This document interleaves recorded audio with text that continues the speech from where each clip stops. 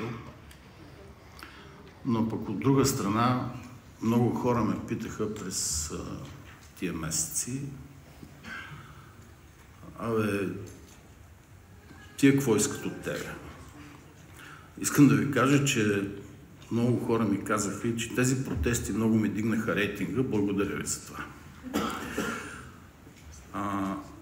По отношение на това, какво направихме през тия 9 месеца, то е прекалено малко на фона на всичко това, което има да се прави. Но и какво е възможно да се направи за 9 месеца, нямам намерение да правя отчет, но искам да кажа, че отворихме широко вратата за участие на всеки, който желае в решаването на всякакви проблеми, и затова се натвориха толкова консултативни съвети. Наскоро се събирахме с цел да създадем работна група от земеделски производители, като искаме едно уточнение да направя тук. Под земеделски производители и земеделие в цял свят се разбира цялата агрохранителна верига.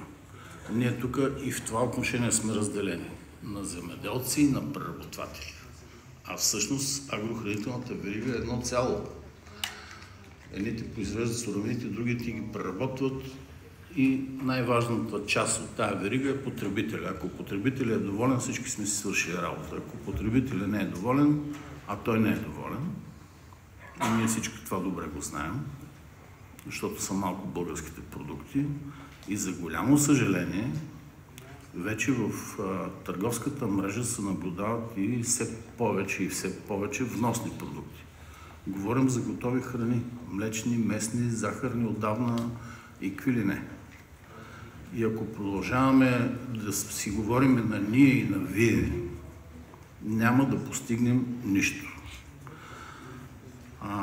Земеделската общност има нужда от обединение и едва ли някой има в тази зала, който да не знае, че на пазара ние се конкурираме с продукти, които са произведени от изключително добре организирани кооперативи.